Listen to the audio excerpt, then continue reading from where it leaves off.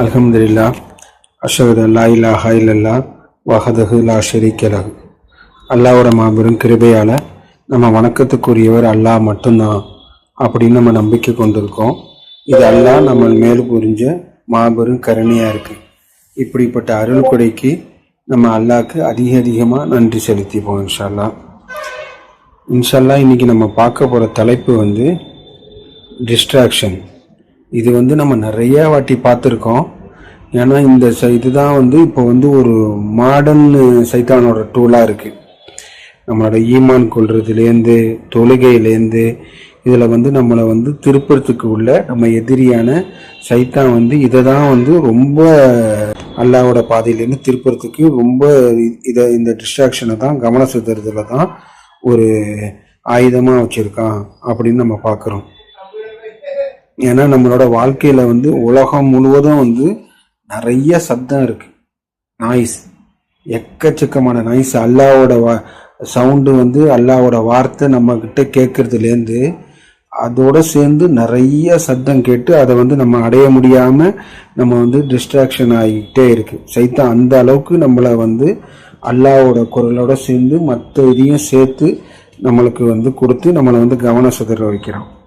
அதாவது எப்படின்னா, mobile phone, social media, சமூக வலைத்தளங்கள், அப்புறம் பல பொழுதுபோக்கு, அதுக்கப்புறம் பணம் பற்றிய சிந்தனை, அதுக்கெல்லாம் ஒரு எல்லையே இல்லை, முடிவுறாத சிந்தனை. அது பாட்டு திங்கிங் வந்துக்கிட்டே இருக்கும்.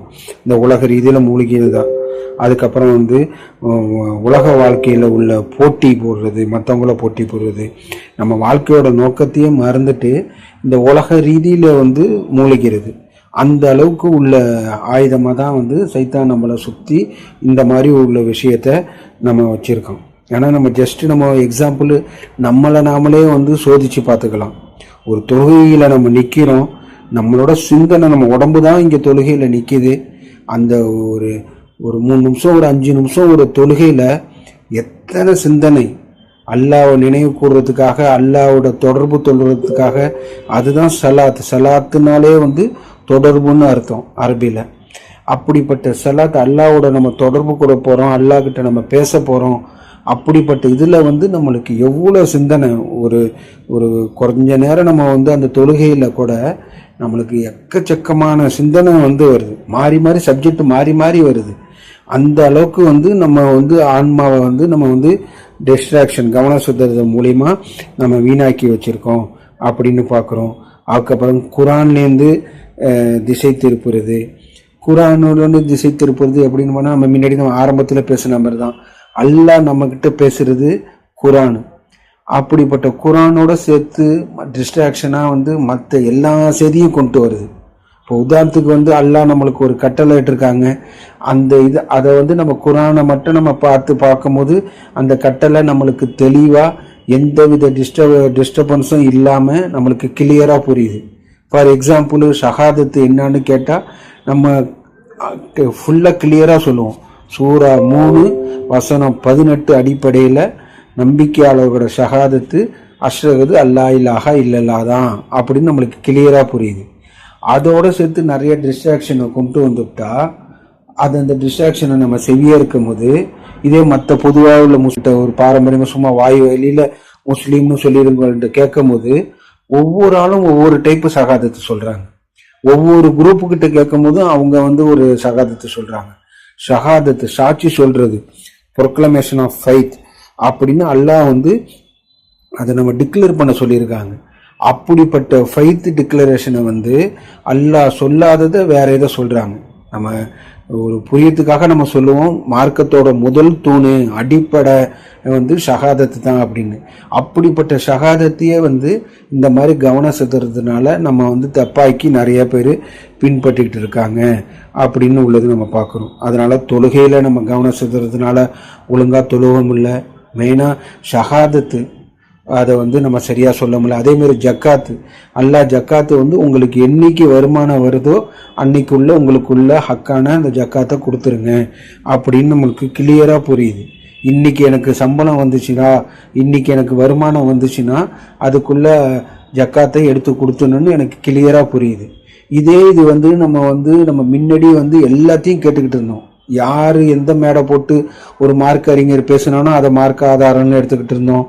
எந்த புக் ஷாப்பில் எது வந்து ஒரு மார்க் புக்குன்னு சொல்லிட்டு விற்றானோ அது ஆத்தர் யார், அது சொன்னது யார், அது எதுவுமே பார்க்காம அதை வாங்கிலாம் நம்ம பின்பற்றிக்கிட்டு இருந்து நிறைய பேர் இந்த உலகில் வந்து இப்போ வந்து ஜக்காத்தை வந்து தவற விட்டுக்கிட்டு இருக்காங்க. ஏன்னா வந்து இப்போ முன்னாடி சொன்ன மாதிரி தான் இந்த நாய்ஸ் ஓவரா கவனம் செலுத்துறதல் வந்து அவங்களால குரான்ல அவங்களால ஃபோக்கஸ் பண்ண முடியல. குரானை சும்மா படிச்சானோ சும்மா உதட்ட அளவுல படிச்சுட்டு அவங்கள கவனம் செலுத்துறதுல மொத்தத்துல ஜக்காத்தே கொடுக்கறது இல்லை. அவங்களுக்கு இந்த மாசம் வருமானம் வந்திருக்கும், ஏன்னா இந்த மாசம் அவங்க செலவு பண்றாங்க. ஈவன் பெரிய நீங்க இமாமுன்னு நம்ம யாருக்கிட்ட நம்ம ஒரு டவுட்டுன்னு போய் கேட்குறாங்களோ அவங்கள்ட்டே நம்ம போய் கேட்டா கூட அவங்களுக்கு இன்னைக்கு வருமானம் இந்த மாசம் வருமானம் வந்திருக்கும், ஜக்காத்து எந்த அடிப்படையில் கொடுத்தாங்கன்னு கேட்கும் போது அவங்க எதோ சொல்லுவாங்க. ஒரு குரூப்புக்கும் ஒவ்வொரு மாதிரி ஜக்காத்துன்னு சொல்லிட்டு பிரித்து வச்சிருப்பாங்க. ஆனால் அல்லாஹ் நம்மளுக்கு கிளியரா எந்த வித கவனம் சிதறதுலாம் இல்லாமல் கிளியரா டவுட் இல்லாமல் சொல்லியிருக்காங்க, உங்களுக்கு உள்ள வருமானத்திலேருந்து நீங்கள் ஜக்காத்து கொடுத்துருங்க அப்படின்னு. இந்த மாதிரி வந்து கவன சிறுதல் அது அவ்வளோ பெரிய ஒரு கொடூரமாக இருக்குது. அது வந்து நம்மளை வந்து மொதுவாக வந்து நம்மளை வந்து அல்லாவோட தொடர்புலேருந்து நம்மளை வந்து பிரிச்சிரும், மன அமைதியிலேருந்து நம்மளை வந்து குலைச்சிரும், பயனுள்ள செயலில் செய்ய முடியாது, மொத்தத்தில் வாழ்க்கையோட நோக்கத்தையே வந்து மறக்கடிச்சிரும். அவ்வளோ பெரிய மோசமானது கவன சிதறுதல் அப்படின்னு நம்ம பார்க்குறோம். அதுக்கப்புறம் வந்து இது சூரா 63 வசனம் 9. அவுதுபில்லாஹி மினஷ் ஷைத்தானிர் ரஜீம். பிஸ்மில்லாஹிர் ரஹ்மானிர் ரஹீம். நம்பிக்கை கொண்டோரே, உங்களைத்தான் உங்களுடைய பணத்தாலும் உங்களுடைய பிள்ளைகளாலும் கடவுளை நினைவு கூறுதலிருந்து கவனம் திருப்பப்பட்டு விடாதீர்கள். இதை செய்பவர்கள் நஷ்டவாளிகள். நம்ம வந்து ஒவ்வொரு ஆளையும் சொல்லிக்கிறோம், இந்த மாதிரி காரியம் செஞ்சா நீ நஷ்டமாயிடுவ. ஒரு அட்வைசரு அல்லது பெரியவங்க சொல்றதெல்லாம் வந்து நஷ்டம்னு சொல்லிட்டு நிறைய விஷயத்த சொல்லுவாங்க. இந்த மாதிரிலாம் நீ செஞ்சனா நஷ்டமாயிடுவ, இந்த மாதிரி நீ வந்து பண்ணா நஷ்டமாயிடுவோன்னு சொல்லிட்டு அவங்களோட இதில் அட்வைஸ்ன்னு சொல்லுவாங்க.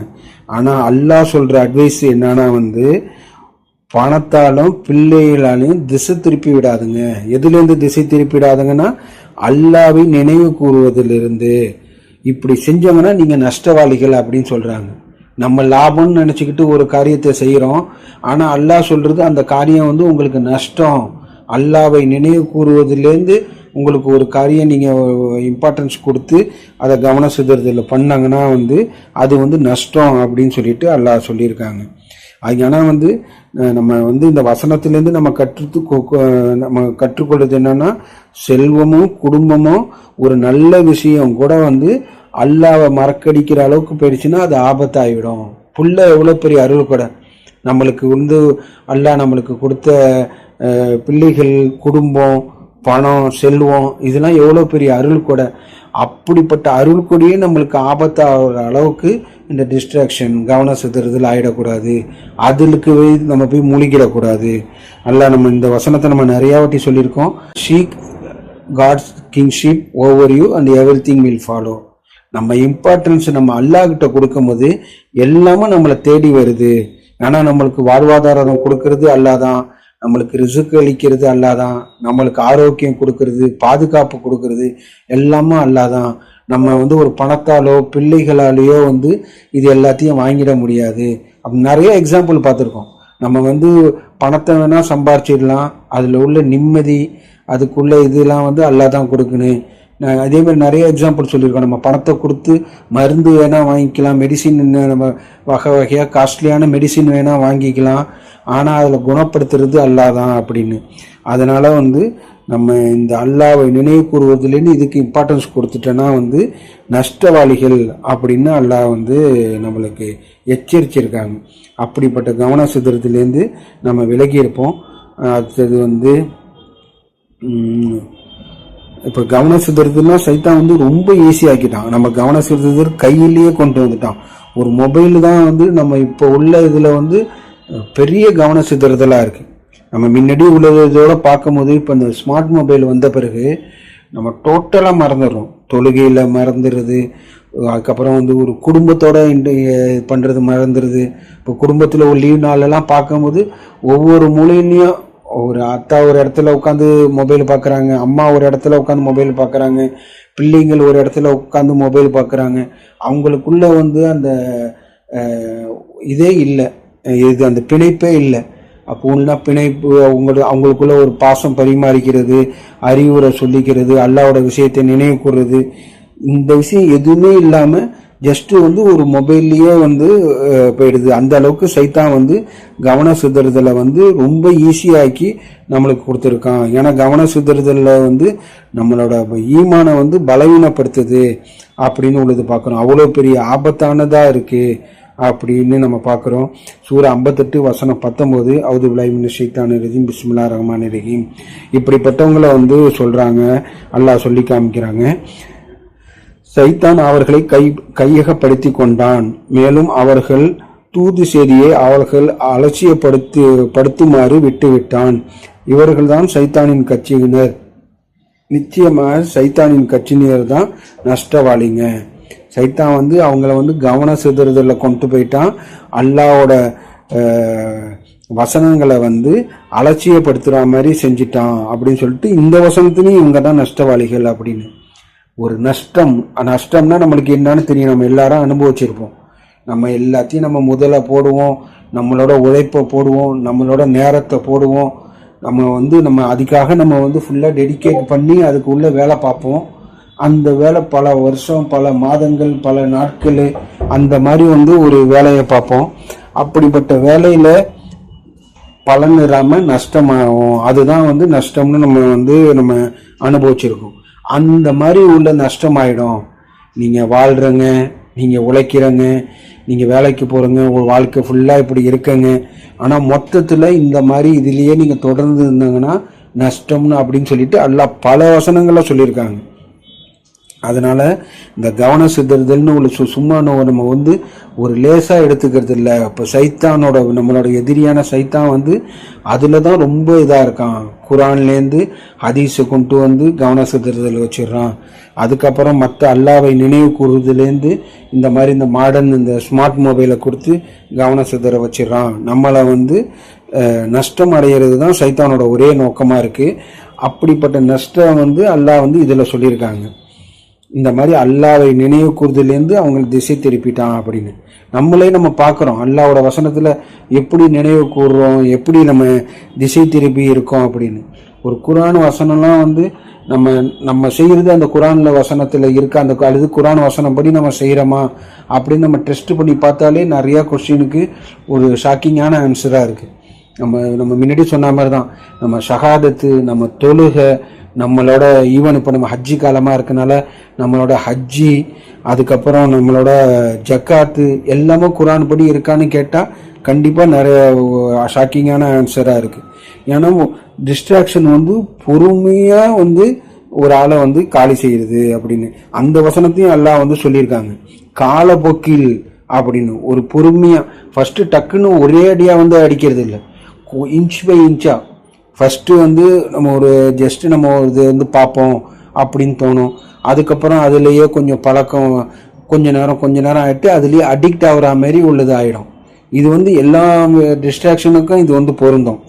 ஈவன் ஒரு மொபைல் ஃபோனில் பார்க்குறதானாலும் சரி, இந்த உலக இதில் மூழ்கிறதா இருந்தாலும் சரி, நம்ம ஃபோக்கஸை வந்து அல்லாஹ்கிட்ட வச்சா இது எல்லாமே தேடி வருது அப்படின்னு நம்ம பார்க்குறோம்.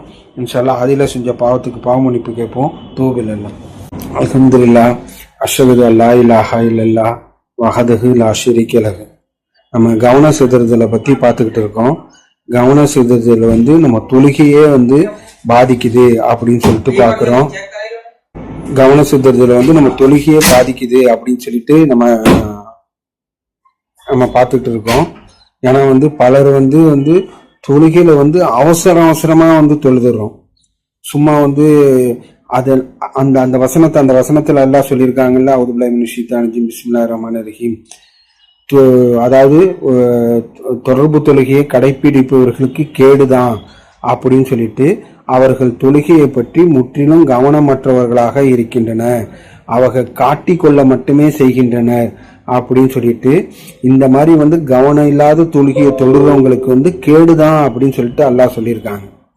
இப்போ நம்ம வந்து இதை வந்து இந்த வசனத்தோட இம்பார்ட்டன்ஸ் சீரியஸ்னஸை நம்ம இன்னும் ஆழமாக வந்து உணரணும். ஏன்னா ஜஸ்ட் நம்ம ஒரு 2 ரக்காயத்து ஃபஜ்ர் தொழுவதுலேயே வந்து நிறையா வாட்டி நம்ம 2 ரக்காயத்து தான் தொழுதோமா அப்படின்னு உள்ளது நம்மளுக்கு டவுட்டு வருது.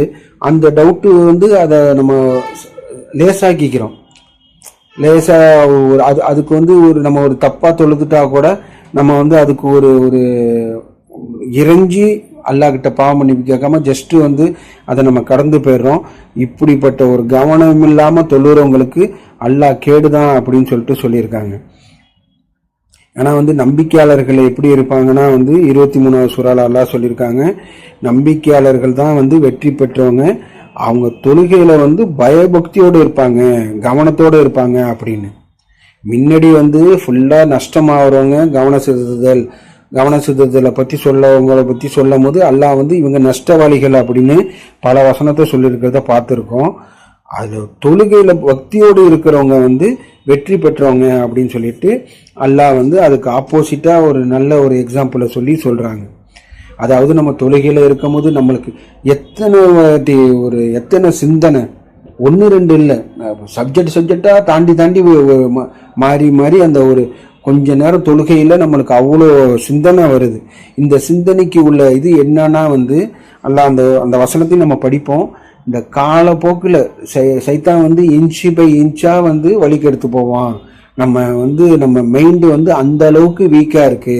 இன்ஷால்லா நம்மளுக்கு அடுத்த ஜும்மால வந்து நம்ம இன்ஷால்லா அடுத்த வாரம் உள்ள ஜும்மால வந்து ஃபோக்கஸ் அப்படின்னு சொல்லிட்டு உள்ள தலைப்புல பார்ப்போம். அப்படிப்பட்ட ஃபோக்கஸ்லேருந்து சைத்தான் வந்து நம்மளை வந்து இந்த டிஸ்ட்ராக்ஷன் பண்ணி திருப்பிட்டான். இது வந்து எப்படின்னா வந்து நேற்று நம்ம குரான் கிளாஸ்ல கூட பார்த்தோம், ஸ்ட்ரென்த்துன்னு உள்ள தலைப்புல பார்த்தோம். அந்த ஸ்ட்ரென்த்துன்னு உள்ளது வந்து நம்ம உடம்பு ஸ்ட்ரென்த் வேணா நம்ம வந்து அதுக்கு மெஷர் பண்றதுக்கு நிறைய எக்யூப்மெண்ட் இருக்கு. அது வந்து நம்ம வெயிட்டு உள்ள வந்து வெயிட்டு பார்த்துக்கலாம். அப்படி மற்ற இதில் ஸ்ட்ரென்த்து வந்து ஒரு வெயிட்டை தூக்குன்னு எத்தனை கிலோ தூக்குறாங்களோ வந்து அதுக்கு தகுந்த மாதிரி ஸ்ட்ரென்த்துன்னு வந்து நம்ம ஒரு அளவு போட்டுக்கலாம். இந்த ஆன்மா ஸ்ட்ரென்த்துன்னு உள்ளதை வந்து நம்ம வந்து அந்த தொழுகையில் திக்கிரில் அந்த இதில் தான் நம்மளால வந்து உணர முடியும். நம்ம ஒரு கண்ணை மூடிட்டு ஒரு 5 நிமிஷம் அல்லாஹ் உண்மையான திக்ருன்னு சொல்லியிருக்காங்களே, முழுமையா நம்மளோட உடம்புல இருக்கிற ஒவ்வொரு செல்லும் அல்லாவை நினைவு கூறுற மாதிரி வேற எந்த வித சிந்தனையும் வராத மாதிரி முழுமையா அல்லாவை மட்டும் நினைவு கூர்ந்து ஒரு 5 நிமிஷம் தாக்கு பிடிக்க முடியல. இப்போ நான் நிறைய வாட்டி டெஸ்ட் பண்ணியிருக்கேன். அது நம்மளுக்கே வந்து ஒரு ஷாக்கிங்கா இருக்கு. அந்த அளவுக்கு நம்மளோட ஸ்ட்ரென்த்து வீக்கா இருக்கு. இப்போ உண்மையிலேயே சொல்ல போனா அந்த உடம்பு ரீதியில ஒரு ஸ்ட்ரென்த்து சொல்ல போனா ஒரு 5 கிலோ ஒரு 10 கிலோ ஒரு பேக்கை தூக்க முடியலன்னா அந்த ஆள் எவ்வளோ பெரிய வீக்கான ஆள், எவ்வளோ பெரிய நொடி உள்ளவர் அப்படின்னு சொல்லிட்டு நம்ம வந்து நம்ம ஒரு அளவுகோல் கொடுப்போம். அந்த மாதிரி வந்து நம்மளால வந்து ஒரு 5 நிமிஷம் தொழுகையில முழுமையா அல்லாவை நினைக்க முடியல, 5 நிமிஷம் திக்ரு முழுமையா அல்லாஹ் சொல்லியிருக்கிற மாதிரி நம்மளோட தியானம் பண்ண முடியல, திக்ரு பண்ண முடியல. அந்த அளவுக்கு நம்ம வந்து ஆன்மா வீக்கா இருக்கு. இந்த வீக்கா ஆகுறது வந்து உடனே டக்குன்னு வரல, டிஸ்ட்ராக்ஷன், கொஞ்சமா கவனம் செலுத்துறதல், அந்த அளவுக்கு நம்மளை வந்து நம்மளோட இதயத்தை வந்து ஈமானை வந்து பலகீனப்படுத்தும், கொஞ்சமா வந்து குறைக்கும் அப்படின்னு பார்க்குறோம். இப்படிப்பட்ட ஒரு கொடூரமான ஒரு நோயா இருக்கு டிஸ்ட்ராக்ஷனு, இப்போ கவனம் செலுத்துதல். இதை தான் வந்து சைத்தான் இப்போ வந்து மெயினா நம்மளுக்கு வந்து நவீன ரீதியில வந்து நம்மளை வந்து திசை திருப்புறான் அப்படின்னு நம்ம பார்க்குறோம். அதுக்கப்புறம் மறுபடியும் இதே வார்த்தை வருது. சூரா 103 அல்லாஹ் சொல்றாங்க, மறுபடியும் வந்து நஷ்டத்தை பத்தி அல்லாஹ் சொல்லியிருக்காங்க. மானிடன் அவனும் முற்றிலும் நஷ்டம் அடைந்து விட்டான். நஷ்டத்தை பத்தி அல்லாஹ் நிறைய சொல்றாங்க. ஏன்னா நம்மளோட நோக்கமே வந்து ஒவ்வொரு காரியம் செய்யும் போது இதுல நஷ்டம் அடையக்கூடாது அப்படின்னு நினைச்சுக்கிட்டு தான் ஒவ்வொரு காரியமும் செய்யறோம். அந்த காரியம் வந்து பலனற்றதா ஆகுது அப்படின்னு சொல்றத அல்லாஹ் வந்து சொல்லியிருக்காங்க.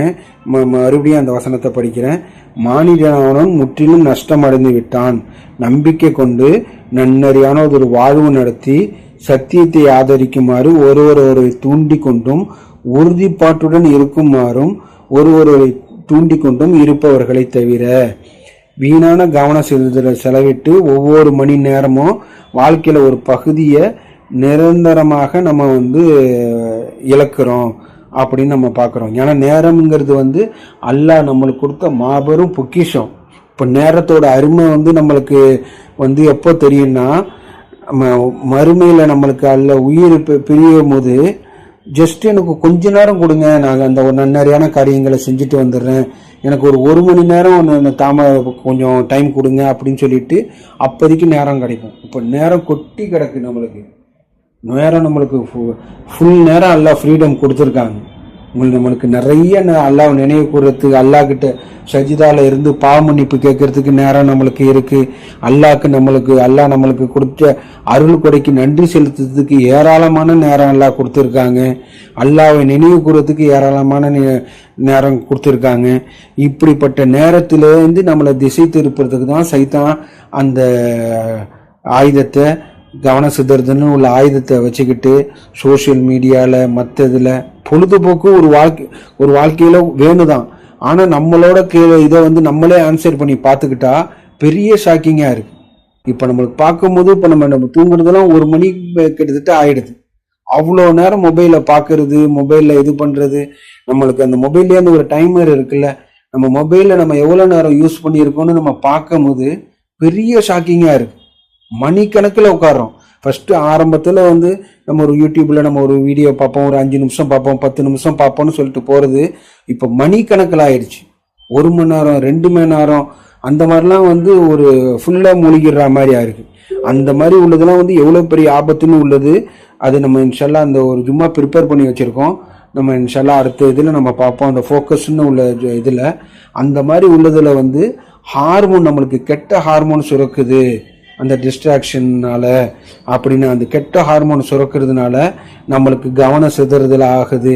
மற்றவங்கள்ட்ட நம்ம குடும்பத்தோட ஃபோக்கஸ் பண்ண முடியல, குடும்பத்தோட நம்ம பிள்ளைங்கள்ட்ட நம்ம டைம் ஸ்பெண்ட் பண்ண முடியல, வாழ்க்கை துணைங்கள்கிட்ட நம்ம ஒரு அன்பாக பேசுறதுக்கு முடியல, பெற்றோர்கள்கிட்ட நம்ம ஒரு மரியாதையாக பேச முடியல, ஒரு வேலையில் நம்ம ஒரு ஃபோக்கஸாக ஒரு வேலையை செய்ய முடியல, நம்மளோட இன்சார்ஜ், நம்மளோட மேனேஜரு ஒரு ஒர்க்கை கொடுத்தாங்கன்னா அந்த ஒர்க்கை நம்ம ஃபோக்கஸாக புரிஞ்சுக்கிட்டு செய்ய முடியல. எல்லாத்துக்கும் மேலே அல்லாஹ் நம்மளுக்கு கட்டளை இட்டிருக்கிறது குர்ஆன் வசனத்தை நம்மளால் பின்பற்ற முடியல. அதை எதேதோ செஞ்சுக்கிறோம். எழுதி கழுத்தில் மாட்டிக்கிறோம் தாயத்தா, அல்லது எழுதி ஃப்ரேம் போட்டு மாட்டிக்கிறோம், அல்லது ஃபுல்லாக மனனம் பண்ணிக்கிறோம். அதை வாழ்க்கையில் நடைமுறைப்படுத்தணும்னா நம்மளால் முடியல. ஏன்னா அந்த அளவுக்கு நம்ம ஆன்மை வீக்காக இருக்குது. ஒரு ஜஸ்ட்டு அதை பின்பற்ற முடியல அப்படின்னு இருக்குன்னா நம்ம ஆன்மை எவ்வளோ பெரிய ஒரு வீக்காக இருக்குது அப்படின்னு சொல்லிட்டு நம்ம பார்க்கணும். ஒரு சின்ன எக்ஸாம்பிள், தூதர் எவர்களுக்கிடையே வேற்றுமை பாராட்டாதங்க அப்படின்னு சொல்லிட்டு ஒரு கட்டளை இருக்குது. கிளியராக புரியுது. ஒரு வசனத்தில் 2 வசனத்தில் இல்லை, குர்ஆனில் பல வசனத்தில் அல்லாஹ் சொல்லியிருக்காங்க உங்கள் தூதர்களுக்கிடையிலேயே வேற்றுமை பாராட்டாதங்க அப்படின்னு. ஆனால் நம்மளோட செயல்முறையில் எப்படி இருந்துச்சு, இப்போ அல்லாவோட அருளால் நம்ம கரெக்ட் பண்ணியிருக்கோம். இன்னும் நம்ம கரெக்ட் பண்ணிக்க வேண்டியது இருக்குது. அதை நம்ம ஏதேதோ ஒரு காரணம் சொல்லிட்டு தூதர்களை வேற்றுமை பாராட்டுறோம். அதுக்கப்புறம் இந்த மாதிரி நிறைய விஷயம் சொல்லலாம். சூரா 57 வசனம் 16, அவுது பில்லாஹி மினஷ் ஷைத்தானிர் ரஜீம், பிஸ்மில்லாஹிர் ரஹ்மானிர் ரஹீம். அல்லாஹ்வின் செய்திக்காக இதுவே வெளிப்படுத்தியுள்ள சத்தியத்தின்பால் நம்பிக்கை கொண்டவர்கள் தங்களுடைய இதயங்களை தெரிந்து கொள்ள வேண்டிய நேரம் இது இல்லையா? இதுதான் அல்லாஹ் சொல்லியிருக்காங்க. நவ் அல்லாஹ்வோட தூது செய்தியிலான சத்தியத்தை நம்பிக்கை கொண்டவர்கள் இதயங்களை திறக்கிற நேரம் இது இல்லையா? இப்போ திறக்காம பின்னுங்க எப்போ திறப்பாங்க? மௌத்தா போன பிறகு அல்லாஹ் கிட்ட டைம் கேட்டுட்டு திரும்பி நம்ம இதயத்தை திறக்க போறோமா? இல்லை அதுக்கு இப்போதான் அல்லாஹ் அந்த இதயத்தை திறந்து அல்லாஹ்வோட வசனத்தை புரிஞ்சுங்க, எந்த வித கவன சிதறதெல்லாம் இல்லாமல், எந்த வித நாய்ஸும் இல்லாமல். நாய்ஸ்னா குர்ஆனுக்கு பக்கத்தில் எந்த இதுவும் மார்க்க ஆதாரம் கிடையாது, எந்த புத்தகமும் கிடையாது, எவ்வளோ பெரிய அறிஞர்கள் எழுதினாலும் சரி. அந்த குர்ஆன் நத்திங் பட் குர்ஆன், எல்லா வேதத்தையும் உள்ளடக்கியதா, நம்ம சொர்க்கத்துக்கு போகிறதுக்கு உள்ள வழிகாட்டுதலா ஃபுர்கான், நல்லது எது கெட்டது எதுன்னு பிரித்து அறியக்கூடிய ஒரு விஷயமா அல்லாஹ் நம்மளுக்கு சொல்லியிருக்காங்க. அதுக்காக தெரிந்து கொள்ள வேண்டிய நேரம் இது இல்லையா அப்படின்னு சொல்லிட்டு அல்லாஹ் நம்மளை கேள்வியாக கேட்குறாங்க. காலப்போக்கில் இதை தான் நம்ம சொன்னோம். இப்போ உடனே ஆகாது, காலப்போக்கில் ஃபஸ்ட்டு ஒரு 5 நாள் லேசாக தான் மொபைல் பார்ப்போம், ஒரு கேமு தான் மொபைலில் இன்ஸ்டால் பண்ணி வச்சுருப்போம், யூடியூப் ஜஸ்ட்டு ஒரு 5 நிமிஷம் தான் பார்ப்போம். அடுத்தது அப்படியே காலப்போக்கில் அதே நம்மளை ஆக்குப்பை ஆகிடும். குர்ஆன் கிளாஸுக்கு வர முடியாது, தொழுகைக்கு கரெக்டான நேரத்தில் தொழுக முடியாது. அதுக்கப்புறம் வந்து அல்லாஹ்கிட்ட பாவ மன்னிப்பு கேட்கறதுக்கு நேரம் இருக்காது, அல்லாஹ்க்கு நன்றி செலுத்துறதுக்கு நேரம் இருக்காது. அப்படியே காலப்போக்கில் வந்து அவங்க இதயங்கள் கடினமாகி போகின. இது வந்து அல்லாஹ்வோட வசனத்தை நம்ம படிக்கிறோம். சூரா 57 வசனம் 16 அல்லாஹ் சொல்லியிருக்காங்க, அவங்களோட இதயங்கள் திறந்து கொள்ள வேண்டிய நேரம் இது இல்லையா அப்படின்னு கேட்டுட்டு, காலம் போக்கில் அவங்களோட இதயங்கள் கடினமாகி போகின. கொஞ்சம் கொஞ்சம் கொஞ்சம் கொஞ்சமா டிராப் பை டிராப்பா போட்டு கடினமாயிடுச்சு. கடினம்னா எப்படி கடினமாச்சுன்னா, அல்லாஹ் இன்னொரு வசனத்துல சொல்றாங்க, அவங்க தப்பான வழியை பார்க்கும் போது இதுதான் என்னோட வழின்னு சொல்லிட்டு ஏத்துக்கிறாங்க. அல்லாஹ் சரியான பாதையை அவங்க காமிக்கும் போது இது என்னோட வழி இல்லைன்னு பிரிஞ்சு போயிடுறாங்க அப்படின்னு. அதை நம்ம இப்போ இன்னைக்கு நம்ம பேசின உதாரணத்துலேருந்தே பார்க்கலாம். ஷஹாதத்து, ஹஜ்ஜி, அந்த மாதிரி வந்து எல்லா மார்க்க சட்டங்களும் இதுதாங்க அப்படின்னு சொல்லிட்டு அல்லாஹ்கிட்ட அந்த வசனத்தை எடுத்து சொல்லும் போது இது என்னோட மார்க்கம் இல்லை அப்படின்னு சொல்லிட்டு வெளிப்படையாக இது பண்றாங்க. ஷஹாதத்து இதுதாங்க அல்லாஹ் சொல்லியிருக்காங்க, தூதருக்கிடையே வேற்றுமை பாராட்டக்கூடாதுன்னு சொல்லியிருக்காங்க, வருமானம் வரானிக்கே ஜக்காத்து கொடுக்கணும்னு அல்லாஹ் சொல்லியிருக்காங்க, தொழுகையில சத்தமாக ஓதக்கூடாது, மௌனமாக ஓதக்கூடாது, நடுத்தரமாக ஓதணும்னு சொல்லியிருக்காங்கன்னு இந்த மாதிரி எம்முட்டு நம்ம ஒரு வசனத்தை எடுத்து சொன்னானோ இது என்னோட மார்க்கம் இல்லை, நான் வந்து வேற மார்க்கத்தை தான் பின்பற்றுவேன், எனக்கு இந்த ஹதீஸ் புக்கில் எப்படி இருக்கு அதை தான் பின்பற்றுவோன்னு சொல்லிட்டு அந்த அளவுக்கு அவங்க இதயங்கள் கடினமாகி போகின அப்படின்னு சொல்லிட்டு அல்லாஹ் சொல்லியிருக்காங்க. அதுக்கப்புறம் அந்த வசனத்தில் சொல்லும் போது தங்களுடைய காலப்போக்கில் தங்கள் இதயங்களை கடினமாகி போன முந்திய வேதத்தை பின்பற்றுவர்கள் போன்று அவர்கள் இருக்கக்கூடாது, மேலும் அதை விளைவாக அவர்கள் தீவர்களாக மாறிவிட்டனர். இதுக்கு முன்னாடி நஷ்டவாளிகள்னு அல்லாஹ் அவங்கள சொல்லியிருக்காங்க. இப்போ இந்த வசனத்தில் சொல்லும் போது தீயவர்கள் அப்படின்னு அல்லாஹ் சொல்லியிருக்காங்க. அந்த மாதிரி நம்ம நஷ்டவாளிகள்லையும் இருக்கக்கூடாது, தீவர்கள்லையும் இருக்கக்கூடாது. நம்ம இதயங்கள் வந்து கடினமாக போக்குற அளவுக்கு நம்ம வந்து தப்பான வழியில் இருந்துக்கிட்டு சரியான வழியில தான் இருக்கோம் அப்படின்னு மனக்குழம்பு போடுற அளவுக்கு வந்து இருக்கக்கூடாது. இன்னொரு வசனம், அந்த வசனம் ஞாபகம் இல்லை, அவங்க வழிகேட்டுல போயிட்டு வழியே மறந்துடுவாங்க, தொலைஞ்சு போன மாதிரி ஆயிடுவாங்க அப்படின்னு. ஒரு வழிகேட்டுல இந்த மாதிரி வந்து டிஸ்ட்ராக்ஷன், எதெல்லாம் கேட்குறோமோ அதெல்லாம் மார்க்குன்னு பின்பற்றிக்கிட்டு எங்கெங்கேயோ போயிட்டு அவங்க திரும்பி வந்து வரத்துக்கு வந்து வழியே தொலைஞ்சு போயிடுவாங்க. இப்போ நம்ம வழி தொலைஞ்சு போய் நம்ம நிறைய வாட்டி நம்ம ரூட்ல தொலைஞ்சு போயிட்டோம்னா திரும்பி வந்து விட்டே தெரியாமலாம் குழம்பிய நம்ம நார்மல் நம்ம ஏதாவது ஒரு இடத்துல போகும்போது நம்ம அனுபவிச்சிருப்போம். அந்த மாதிரி அல்லாஹ் வந்து மார்க்கத்தோட வழியை வந்து சொல்லி காமிக்கிறாங்க. அவங்களுக்கு சிராத்துல் முஸ்தகீம் அந்த வழி தெரியாது, அந்த வழி வந்து சிராத்துல் முஸ்தகீம் வழி பாதை வந்து அவங்களுக்கு தெரியாது அப்படின்னு பார்க்குறோம். அதனால வந்து இந்த டிஸ்ட்ராக்ஷன் வந்து இதயத்தை வந்து கடினமாக்குது. குரானை மதிக்க தோணாது. குரானை சும்மா உதட்டளவில் வேணா குரானை மதிக்கிறோம் அப்படின்னு சொல்லிட்டு இந்த பிசிக்கல் குரானை பேப்பரை, அந்த பிசிக்கல் குரான், இந்த குரான் அந்த புக்கை வேணா அவங்க பட்டு துணியை போட்டு அலமாரிக்கு மேலே மேத்தட்டில் வேணா அந்த மாதிரி உள்ள மதிப்பு தான் கொடுப்பாங்க. அதை வாழ்க்கையில் பின்பற்றி மற்ற எல்லா விஷயத்தோட குரானோட விஷயம்தான் எனக்கு டாப்பு முன்னுரிமைன்னு சொல்லிட்டு அந்த ப்ரையாரிட்டி அந்த மதிப்பு கொடுக்க மாட்டாங்க. சும்மா ஒரு கண் துடைப்புக்காக உள்ள ஒரு மதிப்பு கொடுக்குற மாதிரி குரானை மதிக்கிறோன்னு சொல்லிட்டு அந்த மதிப்பு தான் வந்து கொடுக்கறத தவிர்த்து வாழ்க்கையில பின்பற்ற மாட்டாங்க. தொழுகையில பாரமாகமாக இருக்காங்க. பாவங்கள் வந்து சர்வசாதாரணமா அவங்கள இதெல்லாம் வந்து சரின்னு இருந்த அளவுக்கு தோணிடுது அப்படின்னு நம்ம பார்க்குறோம். இதே இன்னும் நிறைய வசனம் இருக்கு. அல்லாவை நினைப்பது மூலியமா தான் வந்து இதயங்கள் களிப்படைகின்றன. நிச்சயமாக அல்லாவின் இதயங்கள் மூலியமா தான் களிப்படைகின்றன, சந்தோஷம் அடைகின்றன, அமைதி பெறுகின்றன அப்படின்னு அல்லாஹ் சொல்லியிருக்காங்க. அதனால நம்ம இப்படிப்பட்ட டிஸ்ட்ராக்ஷன் நாய்ஸ்லேருந்து நம்மளை வந்து பிரிச்சுக்கிட்டு அல்லாவோட மட்டும் நம்ம வந்து ஃபோக்கஸாக இருந்து அல்லாஹ்கிட்ட அதுக்காக பிரார்த்திச்சு பாவ மன்னிப்பு கேட்டு நன்றி செலுத்திட்டு இறைஞ்சி பிரார்த்திட்டு அல்லாஹ்கிட்ட நெருக்கமாக போகிறதுக்கு அல்லாஹ் நம்மளுக்கு அருள் புரிட்டோம். இம்மையிலையும் மறுமையிலையும் வெற்றி அடையிறதுக்கு அல்லாஹ் நம்ம அனைவருக்கும் நேர்வழி காட்டுட்டோம். தொழுகை நிலைநாட்டுவோம். வக்கீமுஸ்ஸலாம்.